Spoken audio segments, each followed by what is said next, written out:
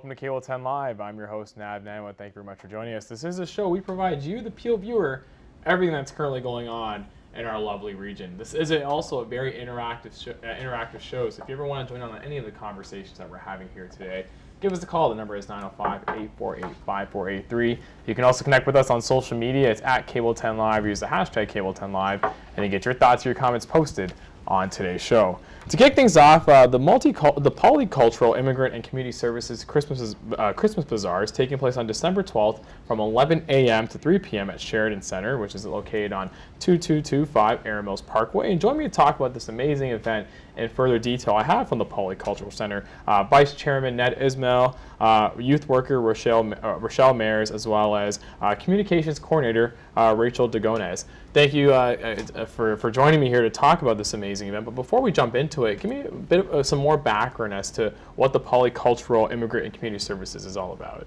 Well, thanks very much, Nav, for having us on the show, and thanks for Rogers Community Television for hosting us.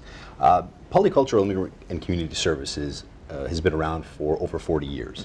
We provide services to all facets of the community in over 40 languages. Excellent. 5 locations across the GTA. Our largest is in Mississauga. We're actually at the Sheridan Mall, so excellent. QEW in Erin Mills. Very local. It was one of the, I think it was the first mall in Mississauga. Yeah, I believe so. So it's interesting, that location itself, or that neighborhood, does not have a community center. Mm-hmm. So we, Polycultural, acts as the community center. So we partner with the library, we do a lot of things with the community, providing a place for them to do activities and a place to go, in addition to providing services to youth and to the residents of that community. But yet the center has been around for over 40 years, or the organization's been around for over 40 years. How has the face of Mississauga kind of changed from a multicultural standpoint? Well, it's very interesting. Like all of Canada, you've got a significant amount of diversity that has taken place. As communities grow, they look to recruit new members of that community. Yes. And newcomers to Canada have been, I think, very, very important. They've added a diversity both of culture as well as skill base, brought in a lot of investment into the community, and I think we're richer for it. What I find fascinating about Polycultural is the fact that there's professional employees put in place to help these new immigrants, and when it comes to life skills and when it comes to really kind of getting them more engaged with the community and just life here in Canada. I'm curious from all three of you, what does that look like for someone who does decide to go to the Polycultural Center? Well, before I hand it off to my colleagues, maybe just to start, at the end of the day, we don't necessarily look at someone as a newcomer or not a newcomer. Mm-hmm. We look at someone who has a potential to be more involved within Canada. Mm-hmm. So we're looking at people who are new to the community, the country, or to a new set of skills that they're looking to adopt. And I think with our partners, with Citizenship and Immigration Canada, mm-hmm. with United Way of Peel, with the RBC Foundation, we've done a lot, I think, to help people integrate and really participate within both their community as well as other communities. And I think events like this Christmas Bazaar really show to highlight the diversity within the community and the different flavors that are available, both in terms of food as well as in terms of culture. And what better way to bring people together about Christmas? And Rachel and Rochelle, I'm curious to get your perspectives on the event that's coming up on December 12th.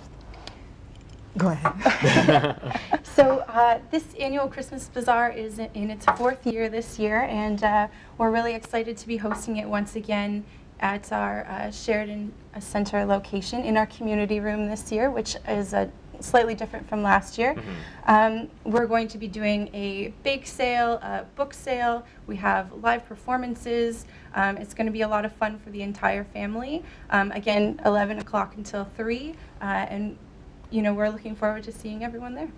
Rochelle, how did you get involved with this amazing event, or let alone the Polycultural charitable organization? Actually, surprisingly enough, I was a volunteer at first. Oh, excellent. I volunteered with one of our youth programs. One of them is Beautiful Girls, which is a program that focuses on building self-esteem and self-confidence in young girls ages 14 to 18 years old. Mm-hmm. And I was a co-facilitator with that program. And then another spot opened up at Polycultural, which is a youth worker position that was going to be governing the program called Youth Achievers, which Okay. is another program for 14 to 18, but including boys this time. And it is focusing on leadership and team building, as well as engaging kids into the community, getting them more involved, as well as preparing them for the labor market and touching on many different topics that will just make them well-rounded citizens. And that's one is also for United Way as well as Citizenship Canada. And it's a great program, and I got hired on as a youth worker for that Excellent. program. So now I do all the youth-related things at Polycultural, and it's honestly just a privilege and a joy to be working with them. Those are some crucial skills, you know, when it comes to doing teamwork, when it comes to getting involved in the community, Most when it comes to, definitely. you know, even learning, you know, different job skills and being able to make yourself marketable to employees. How important is that from a youth standpoint to really kind of engage those ideas with them at such a young age? It's really important for them to know about these things because, I mean, when you go out into the world, this is what they're looking for. Looking for people who can be a leader and be able to take a stand, you know what I mean, no matter where they are. And it gives them that confidence. I've actually seen so much changes with my youth.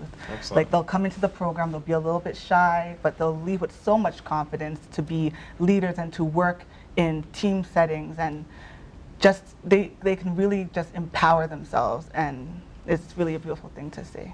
Ned, being a board member on Polycultural, what are some of the success stories that you've seen from people who've come into the center and really, you know, changed their life with some of the resources that were available?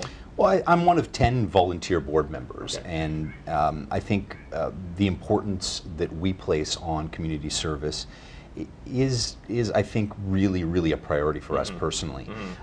It's an opportunity to give back to the community. It's an opportunity to shape people's lives.